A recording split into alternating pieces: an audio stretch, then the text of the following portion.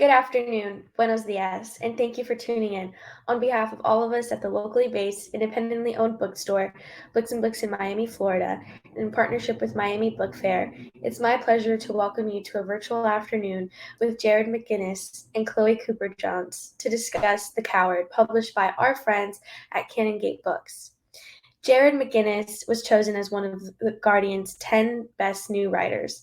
He was the creative director for Moby Dick's Unabridged, a 4-day immersive multimedia reading of Herman Melville's Moby Dick involving hundreds of participants. His short fiction has been commissioned for BBC Radio and appeared in respected journals in the USA, Canada, UK, and Ireland. He also has a PhD in artificial intelligence, but mostly he inspires to be the able-bodied by driving a car all by himself and taking his daughters to the playground. To moderate today's conversation, we are also joined by Chloé Cooper Jones, who is the author of Easy Beauty. She is a Whiting Award winner and was a finalist for the 2020 Pulitzer Prize in Feature Writing.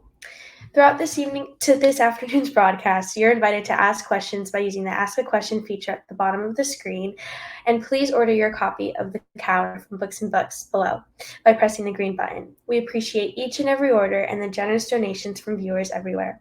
And now, without further ado, I'd like to welcome our guests to the virtual stage.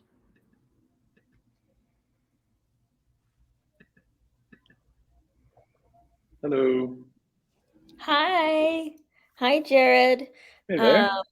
I'm so excited to get to talk to you. First, I just want to say thanks to Books and Books for having us and for anyone who's watching us. I have been so excited to talk about this book. I devoured it.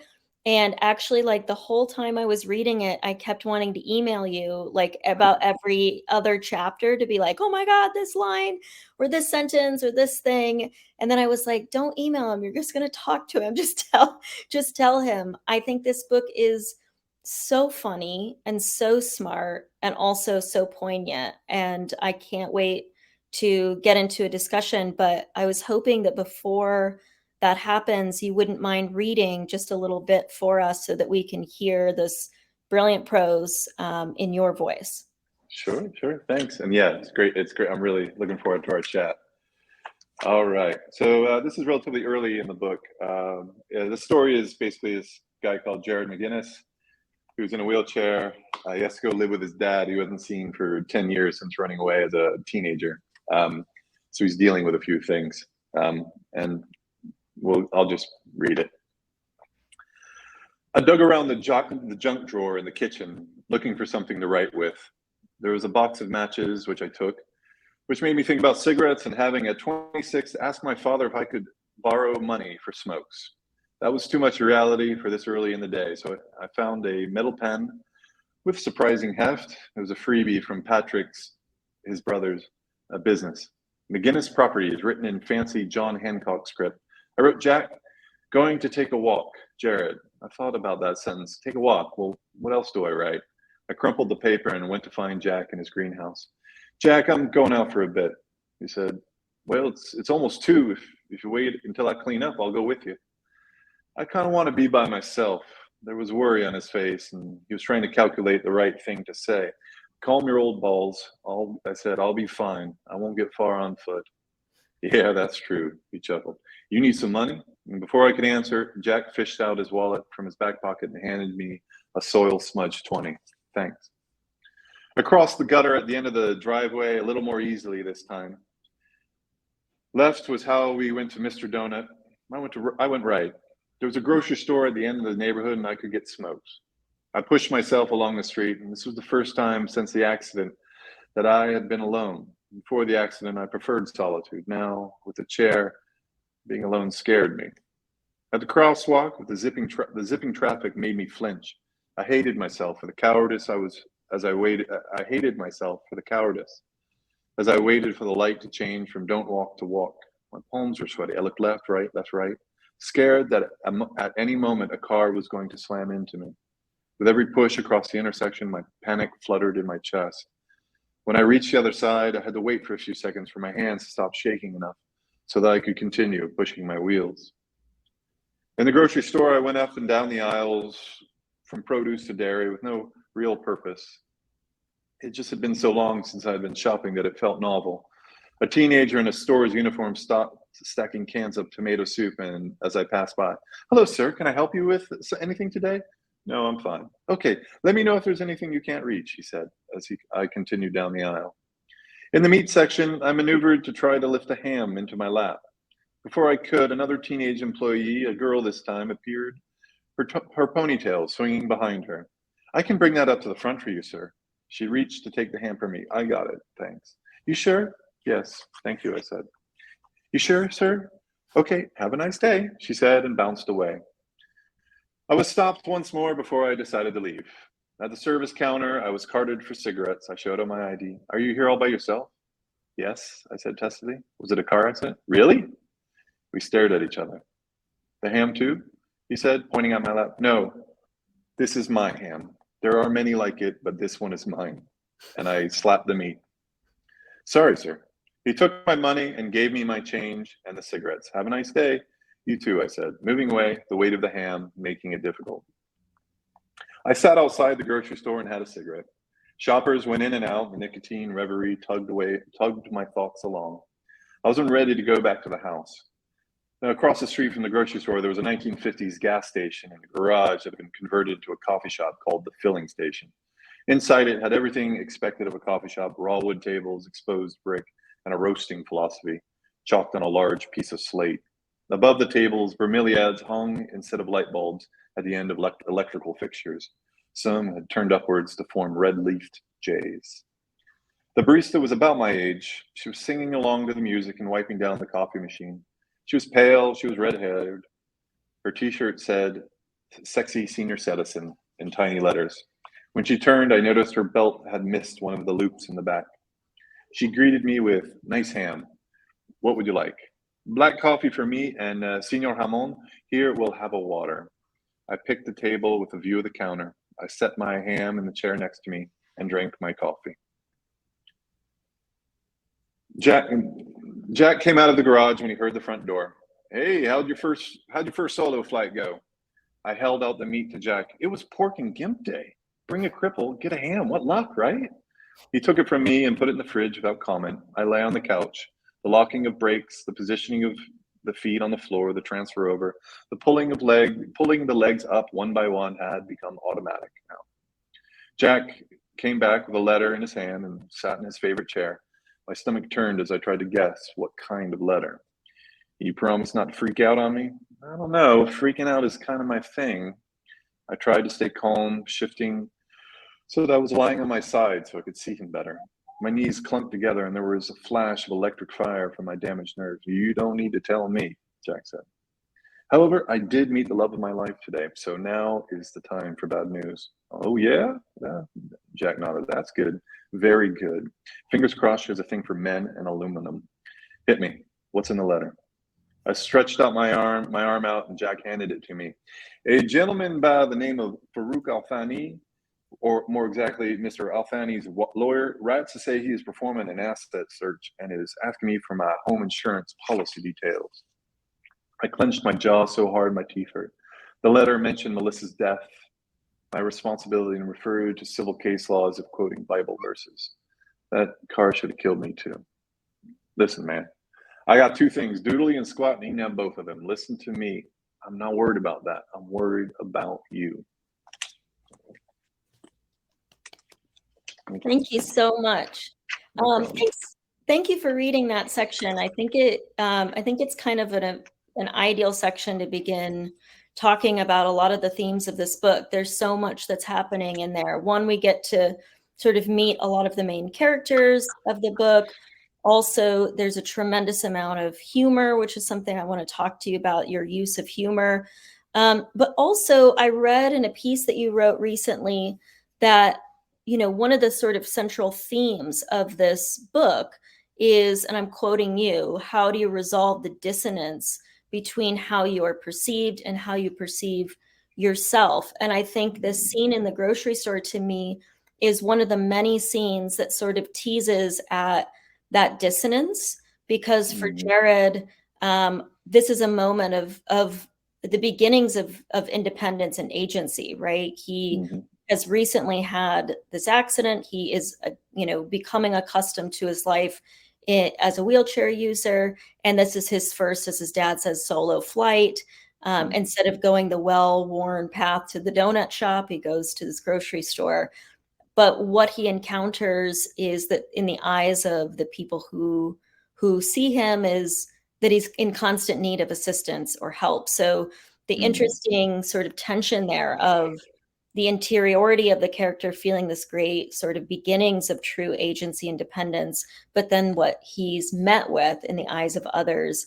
And then you play this moment with a lot of humor as well. So I was wondering if you could just talk about that theme, that dissonance, and how you feel like you wanted to thread that throughout the book.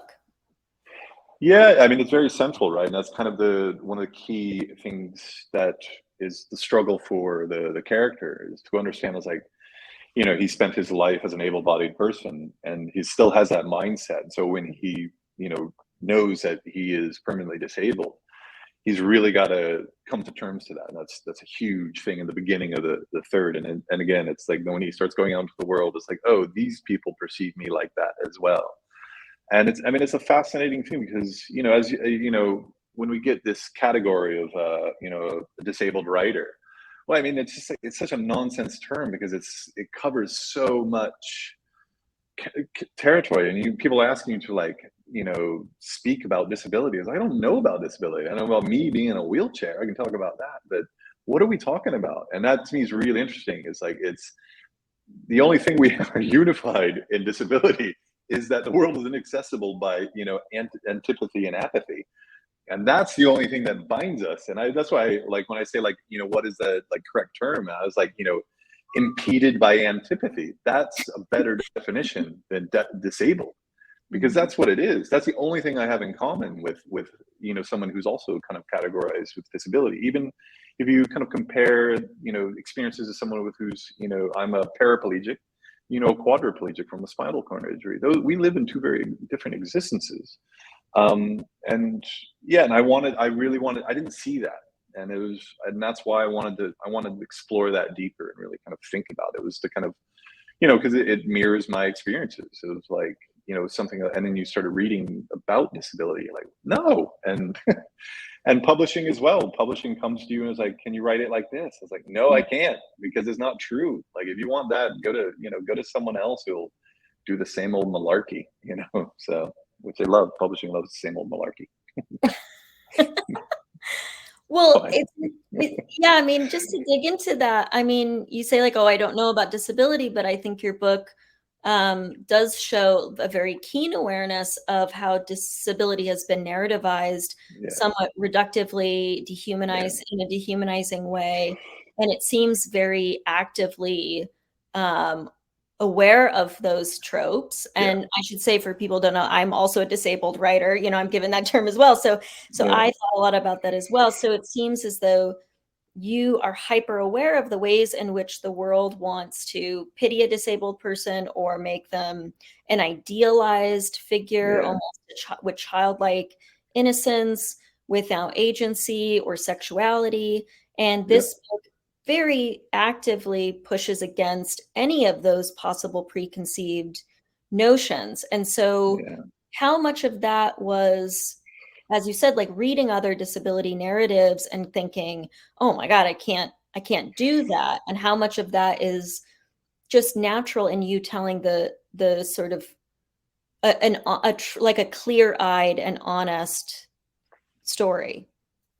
Well, I mean, so that's the writer I have to be. Like, I have to write what's actually, I just hate it when it's bullshit. And if I see it's bullshit, I can't read the book anymore. And so but the book that is The Coward, and what it is now directly came from, there was some early interest in the book, and I had some lovely lunches with some lovely publishers, and they're all kind of saying, this is great, but I think you could do this and that. And I was like, and I was very dutifully like writing down all the notes, because they're the editors, they know much better. And then I had my first daughter was born and kind of disappeared. I was like, I was just like, I can't write that book. And I was just like, and then my life got distracted. And then I was a stay-at-home dad. So I had, in the evenings, I was like, well, I had to look at this book actually when we were on maternity leave. I was like, actually, this isn't bad. And I think enough kind of just vitriol. I was like, I'm going to show those bastards. Like, I'm not going to give them that book they want. I'm going to show them the book they should want. And I think that kind of fire. What's the book they wanted? What was some of these? They wanted. So a lot of the conversation was around that triumph over adversity narrative, and that kind of like, that's been done. Like, I'm not going to name the names, but like, go get them to write another one. They'll pump it out. And and it was just like, I didn't. That's not what writing is for me, and I'm not. And it's I just was not interested in it. But then it was a moment of like, actually, I'm the guy in the wheel. How dare they tell me? They should be listening to me and then help me write this. And that's what I found. I found an agent. Once I kind of rewrote the book, I found an agent who understood what I was doing. And then more so, an editor at a great publisher who just knew what I was doing, knew what I was up to, and just made it a better, just helped me, hone it in and kind of trust my instincts. And it's been great. And that's why I think the book does the work it's supposed to do. So, yeah. Yeah. I mean, I think though also this is a book of great, in the least trite, corny way. It is a book of like a triumph of the spirit. It is a story about overcoming any number of things. It just isn't the wheelchair, right? It's the thing that keeps families apart or keeps. I set out to write a book about a disabled character that wasn't about disability, and I wanted to make it very clear that his wheelchair was not the problem. And in fact, the irony is that the wheelchair is what is the catalyst for him to stop running away and to figure out where it all went wrong. This book where he's basically stuck at home with his dad, and he's got to come face to face with what led him to having to be in this situation. And the same with like the father when he was young, when Jared was young, was an alcoholic, and the life was good when they were alcoholics. And it was only when he quit drinking. And to me, that was the interesting thing. It was like, you can deal with any status quo. It's when the status quo changes that the real kind of risks come to the relationships. And that's exactly, and so I kind of had that kind of dual narrative always in mind, and the kind of structure of that there would be one that's kind of a comedy and one that's a tragedy. So. Yeah, and I want to talk about that structure and also how you sort of weave the past and the present to sort of mirror the emotional structure of the book. But just going back to what you said, I mean, I feel like that, not to say thesis statement, but that the importance of what you just said is stated very early on, maybe in the first or second chapter, where Jared is in the hospital and he's trying to explain to, I think maybe it's a physical therapist, that the disability is really not that big of a deal, right? That it's not what other people think it is. Yeah, so that's me slipping in that kind of memoiric voice of him. Every once in a while, the narrator, Jared, slips in and be like, you can't tell somebody who's just been in an accident, who's now disabled, that it's right now it's momentous for him, but it won't be soon. And that's me talking to, I occasionally would use you, the second person, to kind of tell the reader, I'm talking to you people, the able-bodied reader, of like, disability isn't what you think it is. And so I do that very lightly, but that's the key one of being like, I get on with my life. It's not exciting. And I go around and I'm inspiring all these people, and not once have they like paid me. I just be like, you're just so inspiring. Here's a $5.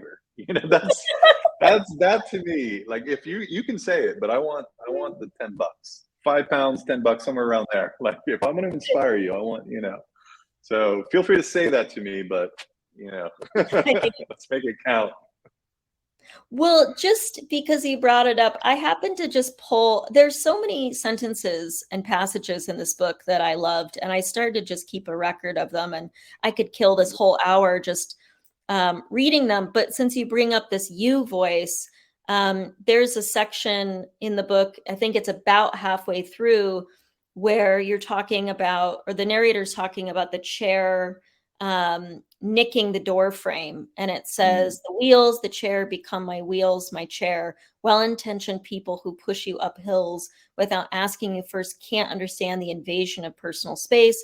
Eventually, you gain this awareness, cat-whiskered awareness," what a great line, "of spaces you and the chair can fit without breaking your stride. That will take time, pinch thumbs, bashed doorways. In every room of Jack's house, the walls will tell this story in hieroglyphs of scratched paint and tire marks."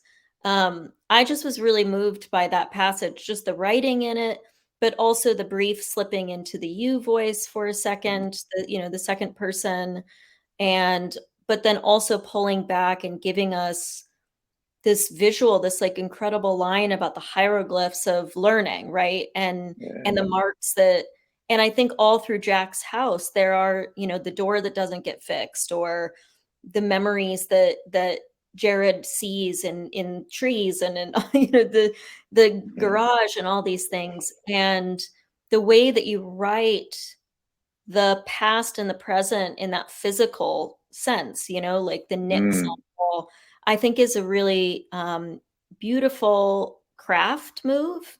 It's a beautiful narrative move. The prose is so strong, but it also speaks so powerfully to this theme of both emotional and growth, but also this adaptation from an able-bodied world to living with a permanent disability. So can you talk about that, like some of those decisions, and also how you wanted to occasionally enter this narrative to be reflective?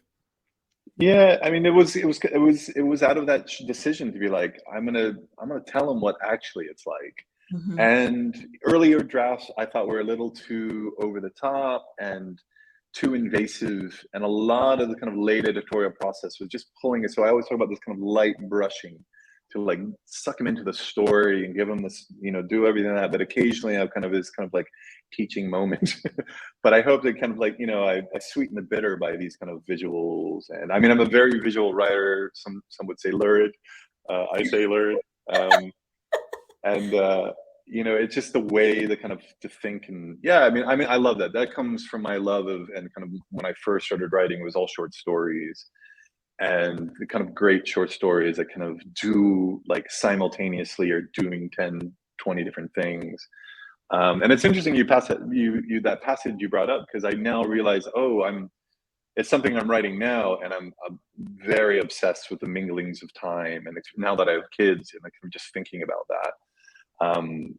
And it's interesting. So there's little vestiges of that interest kind of percolating, and now it's like I'm at obsession stage. So it's interesting. So it's very good. I like these conversations because you spend your time writing, and you're like, I'm dumb. I don't have to do anything. And then like somebody like I know I read your book, so I know you're a good writer. So it's like, this like good writer is like, yeah, oh yeah, I know a few things. I guess. I'm all right. She likes it. I'm okay. Yeah. So I like this. This is good. I needed this little affirmation. Thank you.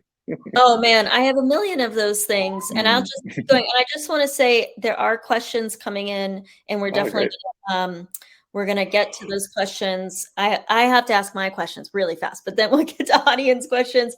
So if anybody else has questions, just keep adding them to our little ask a question feature. My cat is meowing. Hope that's not too loud.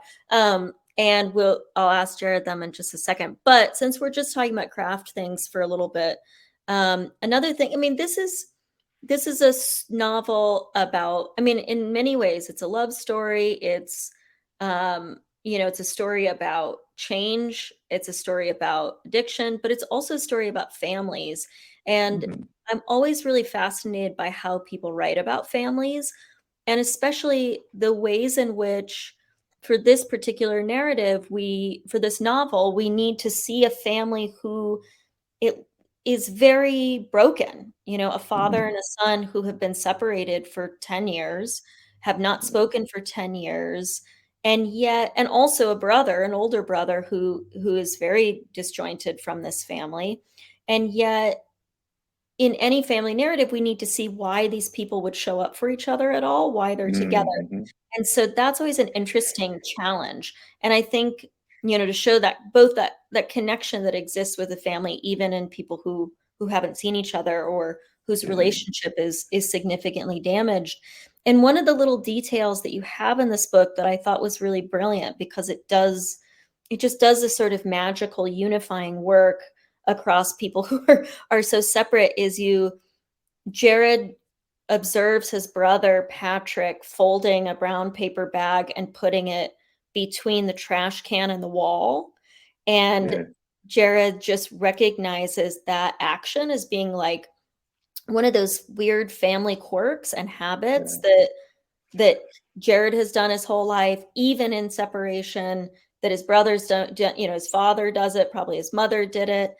And I found that detail to be so true. I think all families have those weird quirks you don't even recognize, that you take with you, that speak so loudly about time spent together. So I wondered if you would talk about maybe, not necessarily that particular detail, but just that challenge of establishing like a very real love and connection and a willingness for these people to be together and show up and do difficult things together, but also needing to show how angry they are at each other and how distant. Yeah, because that's a And hard that's thing to do both at the same time. that's where the dual narrative really does the work, is because I can so the story really is about, when it goes into the past, it's Jared thinking about things that happened. And so it is kind of like the old TV wavy lines, and then, or like American History X, where it's like just in black and white now. But like for me, it's him think something happens, and if the reader gets like what is the kind of inciting action in the present, why he's thinking about this particular thing, if they don't get it, it's fine, as long as they're kind of smooth the transitions. And it's hard, but that's exactly what that work is doing, is kind of getting you to understand, like, this is weird, like, why is he such an ass to this old man? He's inappropriate with his jokes, but he's kind of trying to care for this guy. And then you don't really find out until about midway, and then when it all kind of falls apart, you're like, oh, okay, so Jack has issues too. And the dual narrative let me kind of slip between those two, and also like it could let me play with tone, so I could like cover a really hard thing that's happening in the present. I would go lighter in the past, and it was a pain to get all that right. And I will never write in Word ever again. Like, do not write in Word if you got to move structure. Like, if you got to do structural changes, Word will just eat you alive. You like, need Scrivener. I got to. I'm a professional now. I got Scrivener. Yeah, I'm never doing that again. Yeah, we won't geek out on Scrivener, but yeah, go ahead. Sorry. Yeah, and that's it. And so it was getting that. It was using that technique to kind of, and that really enabled to do exactly what I want to do. Is kind of, again, like, I kind of thought about it in terms of kind of like a crime thriller. How the crime thriller is like putting the pieces together. I throw in some red herrings and all that kind of. I wanted it to read like that because it's actually this quite dense emotional work between two men. And so I needed to figure out how do we kind of pull it on, rather than kind of literary fiction can sometimes forget that it's a genre, and sometimes that genre is really boring. And so like, it can be great, but it should be readable, and like, it shouldn't be a slog and a pain. I think that generation of literature of like, making the reader bend to your will as an author, I was like, I'm just not interested in that. So I wanted to like, how do I get this reader really invested in this life of, it's a small life. There's no dinosaurs, there's no alien invasions, there's no superheroes. It's just this tiny lives that we live, and how do you make that interesting? So, yeah, I mean, that's so smart, and I think you do it in so many ways. I mean, just the incredible humor that is laced all the way through.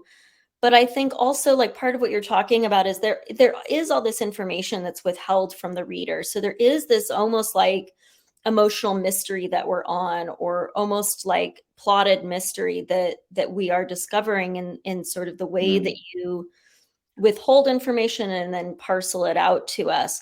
But I think that the thing that keeps this so literary and so powerful is that all of those plotted choices, so to speak, they all serve to deepen the characters.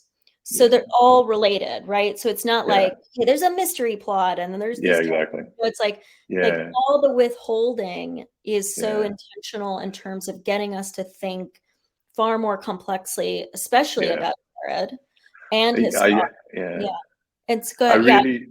I have a real hard time when I'm reading a book and I'm like, oh, you're just doing this to service the plot. And Right, right. it really breaks a book for me. And I was like, I don't want to do that. And I'm like, everything has to matter now. And if you can then make it matter later as well, you're like, oh wow, and I like that when books do it. And it was really a thing. These people are not. I want to, I have this weird where I treat them as like real humans, and no human should just be in service of plot. Nobody is like a foil. And even the minor characters, I want them to have, when they're on, I want them to have some humanity. And yeah, so that's definitely something I worked on. It's kind of really kind of smoothing down those seams and stuff. So it's just you're in this life, so you don't know that I'm working yet. It's so clear. I mean, and I think it's a tremendous feat of this novel. I think it's something that really separates it from a lot of the things that other people might want to read. So you should buy this one and not those other ones. Because it is a true balancing act. And I'm wondering how long, and then you also have just sentence by sentence, a tonal balancing act, because you have these incredible, like, these cutting descriptions, these insults, these barbs, these like very fast paced moments of dialogue that are so funny. But then you also have incredibly beautiful poetic language. So I think that's an incredible balance too, not just the sort of larger structural stuff, but the sentence by sentence tonal balance. So I just, like, this morning when I was getting ready to talk to you, opened to a random chapter just to pluck out great sentences, and they're everywhere. And one that I loved so much was talking about a Christmas tree with its star kissing the cheek of the ceiling, or he patted her ankle or rubbed her calf while tinseled TV shows happy ended. Like, not only are those really great, like, they're playful, but they sound good to the ear. There's recursive sounds in them. They're just doing so much work. And then you have the plot and the characters and everything else doing so much work. And then you have, this story about families and these larger systems. So I'm wondering, and then we're going to get to audience questions, because I could talk to you forever, but I want to shut up. But I just wondered, how long did it take for you to get that balance right? And how did you sort of, like, what were the ways in which you would check yourself to see if you had gotten, because there's a very careful calculus here. Yeah, I mean, it takes 10 years. It's really hard, and you have to read over and over again, and yeah, and it's tricky. And then the second book, they went a lot faster. And it's just, yeah, I mean, I listen a lot. So when I moved to London, I did a live literary night, and that was really interesting, because I was reading out aloud, so I would always read something. It was basically how I knew that there would be at least one literary night that was wheelchair accessible, and that's what I did. And so, and I think that experience, because you could really read the audience, and you could feel if the audience is leaving you or not. And that was a real amazing experience. You like literally like, oh, the room is dead. It's just such a weird, like, ancient lizard brain knowing, like, oh, these people are going to either kill me or something. It's just something about, like, knowing you've lost your audience. And maybe that helped. I don't know, but it's just like, I just do it by intuition. I know I studied philosophy as an undergraduate. So yeah, I know. I know everything. I know everything. And yeah, it's just fine tuning up. But I love editing. And again, it comes from the short story of just tightening it and making it so it's just airtight. And so I love it. I hate writing. The only reason I write is so I can have something to fiddle with inevitably. Yeah. And then now it's funny, like, yeah, if somebody would pay me, I would rewrite this book. I'd do it again. I'd do it every 10 years and see how the different versions are, So yeah, I just love editing. That's why I started publishing short stories. So then I'd have an excuse not to mess with them anymore, because I just love it. I think that's such an honest answer, and that, it's just hard, and it's a lot of revision. And I mean, I had an agent once who told me, real writers show up in revision, and it just seems so clear that to accomplish the balance of what you've accomplished had to have just taken so much tinkering, and that's really great. So this is kind of a perfect segue into one of the questions. This comes from Armin, and she asks, this morning I read your story on LitHub about revising your writing. I also read that, in which you quote your quote unquote bad first drafts. Now that is an act of courage, absolutely. But then she says, she hasn't read your book yet. Can you talk about why you titled it The Coward? So maybe you could tell us a little bit about both the process of writing that, revealing your drafting process on LitHub, and then also. Yeah, I mean, because there is this kind of like mythology and this whole there's this whole industry to and I was like, be very to be a writer, you need to just you need to be at the desk failing on a daily basis and just get used to that. And then at a certain point, you just crave it. Oh, this is going to be miserable. I'm going to do it. And that's how you write. The title came out of, actually, it was a real struggle. And there was some press that came out with the old title.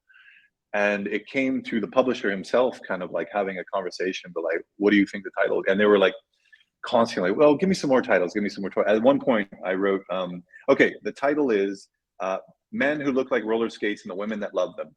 And that's a title, and I don't want to hear about it anymore. in a very British way, they just ignored me. And that was them saying okay, we get it. All right, fine. And that's when the kind of conversation.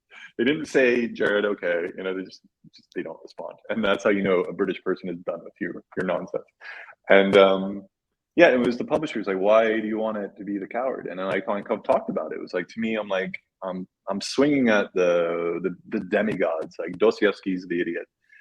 I'm going to make a call to that because he's an idiot, because he actually believes in being a good Christian, and all these other people are hypocrites. And I wanted that ironic title of these men see themselves as failures, but are actually doing the kind of brave, emotional work of, instead of running away from relationships, trying to mend them.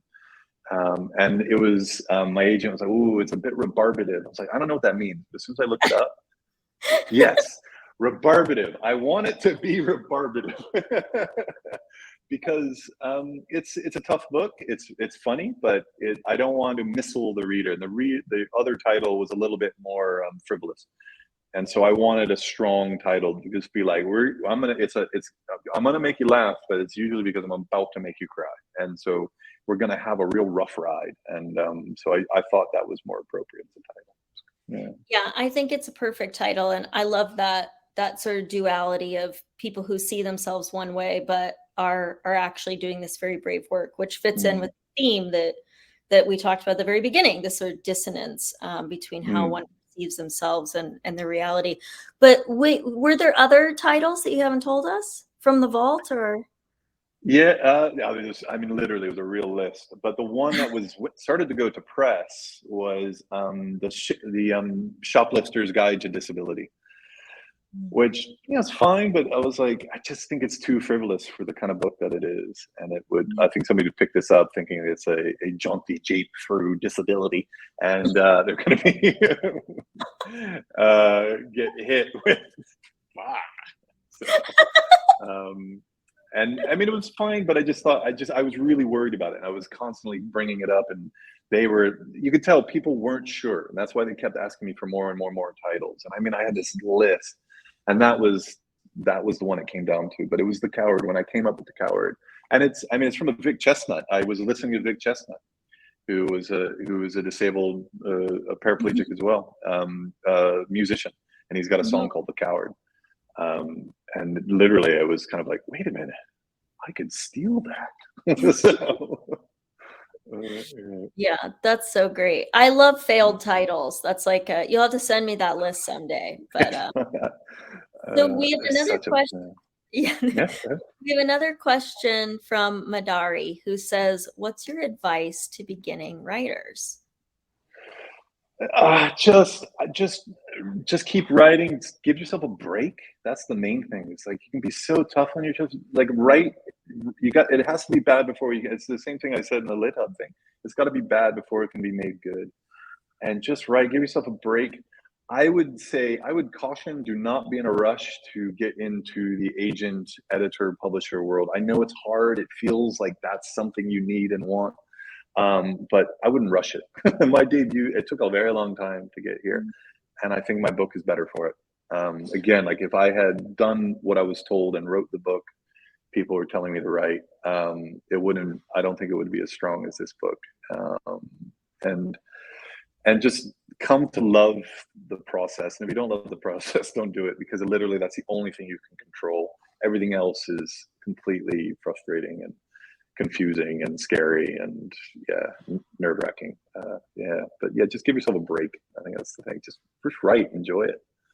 Yeah, I think that's great advice. I was a tennis journalist for a period of time, and Roger Federer, the great Roger Federer, somebody said, "Why do you think you're so great?" And he said, "I just love the whole process."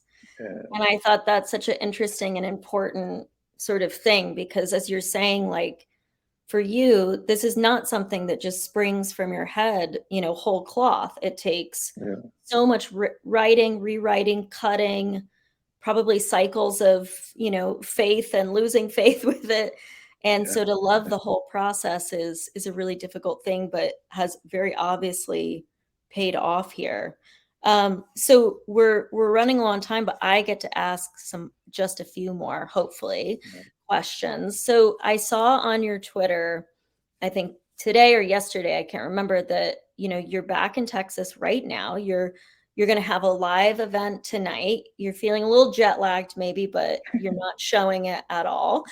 And you wrote, "If I had stayed in Austin, I wouldn't have been able to separate myself from what happened to me successfully enough to alchemize it into the fiction that is The Coward. Needed to be far away. Austin needed to be a faraway land where my story happened once upon a time."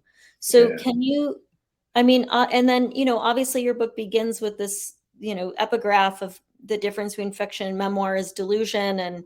And so can you sort of talk about this distance that is needed and this alchemy that occurs when you're taking things from your life, but making them fiction? I was always very kind of conscious of, like, I was always going to be this author, and this character and this author were always going to be inseparable. People were going to ask me the same questions anyways, like, "No, but what happened to you? What's the real story? Blah blah blah." So that was kind of really leaning into it. But I wanted to make sure the reader was absolutely clear: this is fiction. I'm not trying to do a James Frey on you and deceive you. This is a fiction. I am not bound. I am not interested in the representation of my facts, of my life. What I want to do is tell you a story in which you start to understand something about a life. And it's interesting, coming back to Austin after all these years, because it's set in Austin.